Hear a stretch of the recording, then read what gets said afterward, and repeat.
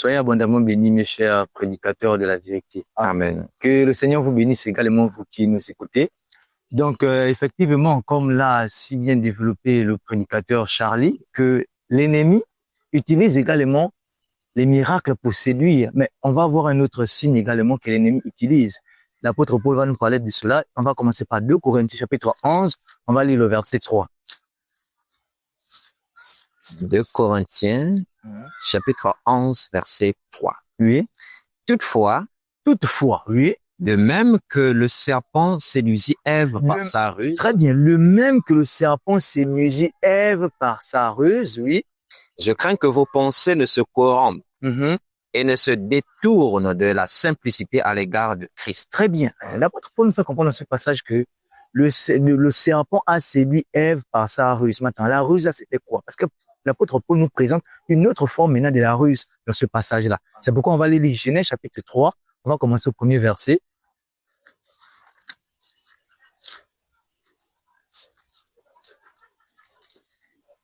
Genèse chapitre 3, à partir du verset 1. Oui. Le serpent était le plus rusé de tous les animaux des champs. Voilà. Donc, le serpent était le plus rusé de tous les animaux des champs, oui, mon frère. Que l'Éternel Dieu avait fait. Il dit à la femme, oui. Dieu a-t-il réellement dit, oui. Vous ne mangerez pas de tous les arbres du jardin? Très bien, on va s'arrêter là. Vous voyez? C'est ce dont l'apôtre Paul a parlé en 2 Corinthiens 11, verset 3, que de même que le serpent avait séduit Ève par sa ruse, Paul ne voudrait pas que l'église de Corinthe soit également séduite de la même façon. Mais ça s'est passé comment? En quoi consistait cette ruse-là? Cette ruse-là s'est manifestée par la parole. Parce que le diable est venu trouver la femme. Il n'a pas dit, oh non, machin, je sais pas, autre chose. Il a utilisé la parole pour séduire justement Ève en disant, Dieu a-t-il réellement dit que vous ne devez manger de tous les arbres du jardin? Vous voyez? Le diable savait que Dieu n'a pas dit ça. Mais il a fait ça pour faire quoi? Pour manifester sa ruse, pour pouvoir tromper Ève. Et c'est la deuxième catégorie que nous voyons aujourd'hui, qui consiste à manifester la ruse par la parole, manifester la ruse par les Écritures. Et ils sont nombreux de faux prophètes aujourd'hui qui utilisent la parole du Seigneur, qui utilisent des Écritures pour faire quoi? Pour tromper les hommes. Ils utilisent des Écritures pour faire quoi? Pour séduire des foules, pour séduire des nations. Sans cela aussi, quand on parle de faux prophètes, le faux prophète, le frère a dit que le faux prophète, c'est celui qui fait des miracles. Justement, le faux prophète, c'est aussi celui qui trompe avec la parole, tout comme son père, le diable, avait trompé Ève parfois par la parole en disant, Dieu a-t-il réellement dit? Vous devez savoir que Satan ne viendra, comme l'a dit le frère en introduction, Satan ne viendra jamais à vous avec un gros boubou en disant que c'est moi qui suis Satan. Ça ne se passe pas comme ça. On va lire rapidement quelque chose d'important dans Luc chapitre 8. On va lire à partir du verset 11. Luc chapitre 8, à partir du verset 11. Voici ce que signifie cette parabole. Oui. La sémence, c'est la parole de Dieu. La sémence, c'est la parole de Dieu, oui. Ceux qui sont le long du chemin. Je pense que vous connaissez cette parabole, on va pas tout lire. Donc, il s'agit ici d'un semeur qui sort pour s'aimer. Il y a une partie des semences qui va tomber le long du chemin, une autre qui va tomber dans les endroits pierreux, d'autres dans les épines, et une autre dans la bonne terre. Alors, ici, Jésus donne l'interprétation. Il dit oui, ceux qui sont oui. Ceux qui sont le long du chemin. Voilà. Donc, la sémence qui est tombée le long du chemin, oui. Ce sont ceux qui entendent. Ce sont ceux qui entendent, oui. Puis le diable vient et enlève de leur cœur la parole, de peur qu'ils ne croient et soient sauvés. Voilà. Donc on dit ceux qui tombent le long du chemin, ceux qui ont écouté la parole. Alors le diable fait quoi par la suite? Le diable vient pour enlever cette parole. Mais ne pensez pas que le diable va venir avec un gros boubou, oh, je suis le diable, et il va venir enlever. Non. Il viendra sous forme de séducteur. Il viendra avec la ruse.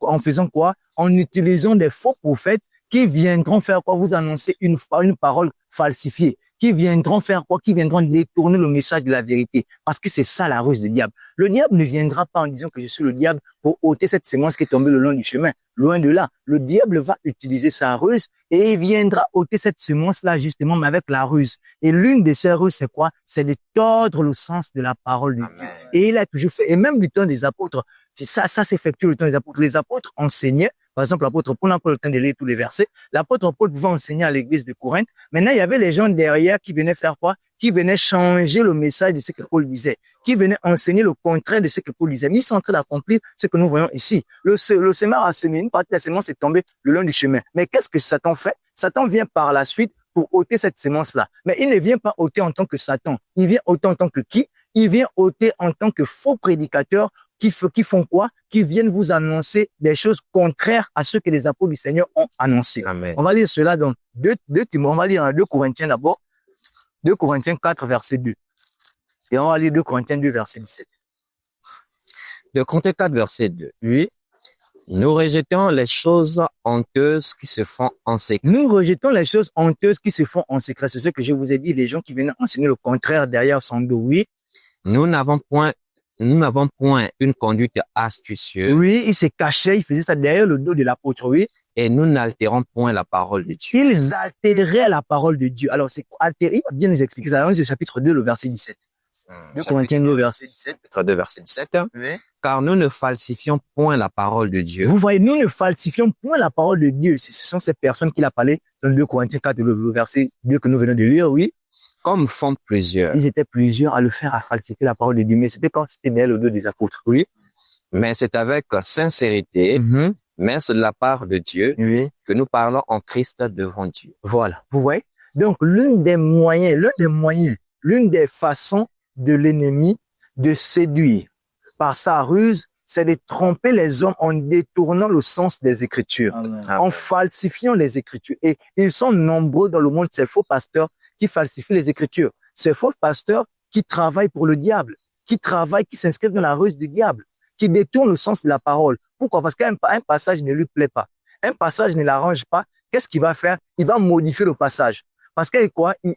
Son Dieu, c'est son ventre. Alors, tous les passages qui vont le contredire, les passages des apôtres qui le contredisent clairement, il fait quoi? Il va tordre le sens de ces passages-là. Vous voyez? Ils sont nombreux qui prêchent mieux en fonction de leur ventre, qui donnent des passages en fonction de leur conviction, en fonction de ce qu'ils veulent. Ils ne servent pas Dieu de telles personnes. Ce sont les serviteurs du diable. Parce que celui qui est le père de la rue, c'est Satan. On va lire Jean 8, verset 44 rapidement. Jean chapitre 8, verset 44. Jean 8, 44. Vous avez pour père le diable. Vous avez pour père le diable, oui. Et vous voulez accomplir les désirs de votre père. Vous voulez accomplir les désirs de votre père, oui. Il a été meurtrier dès le commencement. Il a été meurtrier dès le commencement parce qu'il a envoyé Adam et Ève dans la chute, oui. Et il ne se tient pas dans la vérité. Il ne se tient pas dans la vérité, oui. Parce qu'il n'y a pas de vérité en lui. Retenez bien cette partie. On dit il n'y a pas de vérité dans le diable. Termine, frère. Lorsqu'il profère le mensonge, Oui. il parle de son propre fond, Oui. car il est menteur et le père du mensonge. Amen. On dit dans ce passage, le Seigneur dit dans ce passage qu'il n'y a aucune vérité dans le diable. Vous devez d'abord savoir ce qu'on appelle la vérité, premièrement. La vérité, c'est quoi? Jean 17, verset 17, sanctifie-les par ta vérité, car ta parole est la vérité. Donc, la parole de Dieu, c'est ça la vérité. Alors, le Seigneur dit dans Jean 8, verset 44, qu'il n'y a aucune vérité en Satan. Ça veut dire qu'en réalité, il n'y a aucune parole en Satan. Le diable n'a pas la parole en lui. Mais qu'est-ce que le diable sait faire? Le diable n'est bon qu'à faire quoi? Il n'est bon qu'à tordre le sens des Écritures. Et c'est ce que le diable a inculqué à ses serviteurs, les faux pasteurs, les faux prophètes qui sont dans le monde. Ils n'ont aucune parole en eux. Mais ils ne font quoi? Ils ne font que tordre le sens de la parole. Mais vous-même, vous ne maîtrisez pas les Écritures. C'est normal que les gens se laissent facilement séduire par des faux pasteurs. C'est normal. Pourquoi? Parce que ces personnes ajoutent foi à tout esprit. Or, l'apôtre Jean a dit dans 1 Jean chapitre 4, verset 1, bien-aimés, n'ajoutez pas foi à tout esprit, mais éprouvez les esprits pour savoir s'ils sont de Dieu, car plusieurs faux prophètes sont venus dans le monde. Donc, on doit éprouver les esprits, parce qu'il y a des esprits séducteurs. Et qui séduisent par quoi? Par les miracles, comme on l'a lu avec le frère. Par quoi? Par la parole, comme on est en train de le lire. Vous voyez? Alors, vous devez pouvoir justement discerner afin de ne pas ajouter foi. Mais comment vous allez faire pour ne pas ajouter foi à ces esprits-là? Il faut que vous-même, vous connaissiez la parole. C'est pourquoi Actes chapitre 17, le verset 10 au verset 11, on vous demande toujours de lire dans la plupart de nos vidéos, dans ce passage, on voit une attitude qui est louable, l'attitude des frères de Bérée. Les frères de Bérée ne se contentaient pas simplement à croire tout ce qu'on leur disait. Mais les frères de Bérée, avant de croire, ils prenaient la peine d'examiner. Mais combien parmi vous prennent la peine d'examiner toutes les prédications que vous regardez, que vous suivez sur YouTube, etc. Combien parmi vous prenez la peine d'examiner à la lumière de la parole lorsque les prédicateurs qui vous enseignent parlent? Combien mettent pause pour aller examiner est-ce que c'est dans la Bible? Il vous cite un verset. Il y en a d'autres qui citent même des versets qui n'existent pas. Il va dire c'est écrit dans Jean chapitre 42, alors que Jean n'arrive même pas au chapitre 42. Vous voyez, ce sont des menteurs. Il faut prendre la peine d'examiner. Et Acte 17 que je vous ai dit, ça 11, on dit, ils examinaient chaque jour les Écritures pour voir si ce qu'on leur disait était exact. Donc, il faut prendre la peine d'examiner parce que le diable, lorsqu'il vient vous séduire par le moyen de la parole, si vous n'examinez pas, mais vous allez vous laisser séduire parce que le diable, c'est le chef de la séduction. Et pour manipuler la parole, le diable est très fort. Vous allez par exemple, penser que le diable connaît la parole parce que le diable va prendre un verset. Mais non, le diable ne connaît pas la parole. On va lire quelque chose. On va lire Luc chapitre 4. Amen. Luc chapitre 4. Oui, à partir du verset 9 jusqu'au verset 11. Il est écrit dans Luc 4, verset 9 à 11. Oui. Le diable le conduisit encore à Jérusalem, le plaça sur le haut du temple et lui dit, si tu es le Fils de Dieu, si tu es le Fils de Dieu, oui, jette-toi d'ici en bas, car il est écrit, il donnera des ordres à ses anges à ton sujet. Car il est écrit. Ici, le diable fait référence à un psaume, donc il fait référence à la parole de Dieu. Donc, le diable veut tenter Jésus. Il faut comprendre le Seigneur, jette-toi d'ici bas. Car il est écrit, il donnera des ordres à ses anges à ton sujet, oui. Afin qu'ils te gardent. Afin qu'ils te gardent, oui. Et ils te porteront sur les mains. Oui. De peur que ton pied ne heurte contre une pierre. De peur que ton pied ne heurte contre une pierre. Voilà. Vous êtes beaucoup prendre ce passage pour dire, oh, le diable connaît la parole de Dieu. Vous voyez, le diable, il a la parole. Mais si vous dites que le diable connaît la parole de Dieu, c'est que vous êtes en train de contredire le Seigneur Jésus. Parce que le Seigneur Jésus déclare qu'il n'y a pas de vérité en Satan. Or, la vérité, c'est la parole. Ça veut dire qu'en réalité, il n'y a pas de parole en Satan.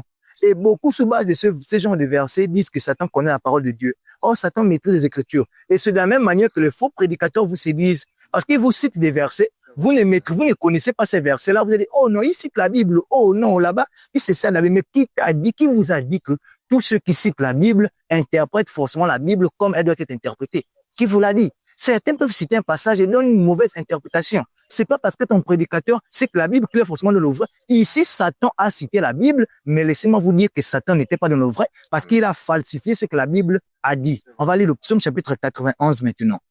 Le psaume. Donc, le psaume dont le diable a fait référence, psaume 91, on va lire le verset 11. Il est écrit dans le psaume 91, verset 11. Oui. Car il ordonnera à ses anges de te garder dans toutes tes voies. Oui. Ils te porteront sur les mains. Car il ordonnera à ses anges de te garder dans toutes tes voies. Toutes tes voies. Oui, termine. Ils te porteront sur les mains. Oui. De peur que ton pied ne heurte contre une pierre. Très bien. Alors ici, Jésus qui est le Messie doit être gardé où? Jésus qui est le Messie doit être gardé dans toutes ses voies. Vous allez voir qu'en Luc chapitre 4, on va lire simplement le verset 10, le diable n'a pas dit dans toutes tes voies. Oui, le verset 10 de Luc chapitre 4. Oui, il est écrit Luc 4, verset 10. Il donnera des ordres à ses anges à ton sujet, afin qu'ils te gardent. Afin qu'ils te gardent. Il n'est pas dit dans toutes tes voies, mais parce que le diable veut l'induire dans cette voie-là. Il veut les garer. Il ne peut pas dire, tu dois te garder dans toutes tes voies. C'est pourquoi il retire ça. Et c'est ce que les faux pasteurs vous font. Exact. Les faux pasteurs retirent. C'est pourquoi nous, c'est là où vous nous voyez là, non? C'est-à-dire que, parce qu'on a la connaissance des Écritures, non? Lorsqu'on écoute même un prédicateur, on sait qu'à tel niveau, il a menti. À tel niveau, il a supprimé tel verset. Parce qu'on connaît l'Écriture. Vous voyez? Mais ceux qui ne connaissent pas les saintes Écritures, lorsque le pasteur parle, parce que tu vas voir ici la Bible, tu vas te dire que tout ce qu'il dit est vrai. C'est pourquoi on vous invite à l'examen des Écritures. Parce qu'ils sont nombreux qui font comme Satan, qui le retirent. Parce que Satan, il voulait faire quoi? Il voulait séduire le Seigneur Jésus. Alors, il a retiré principalement l'expression qui ne l'arrangeait pas. Vous voyez? C'est ce que les pasteurs là font, ces faux pasteurs-là. Ils retirent dans la Bible les expressions, les parties, les citations qui ne les arrangent pas. Ils les retirent cela. Vous voyez? Vous devez faire très attention. C'est pas parce qu'il a cité la Bible qu'il est forcément dans le vrai. Parce que l'ennemi travaille avec la Bible. Celui qui sert le Seigneur travaille aussi avec la Bible. Comme dans Matthieu chapitre 25, on a ici les 10 vierges, les 5 qui sont folles, les 5 qui sont sages. Mais les 5 qui sont sages là, c'est quoi? Elles représentent quoi? Elles représentent l'épouse du Seigneur. Mais elles ont quoi avec elles? Elles avaient quoi avec elles dans Matthieu chapitre 25? Elles avaient la lampe.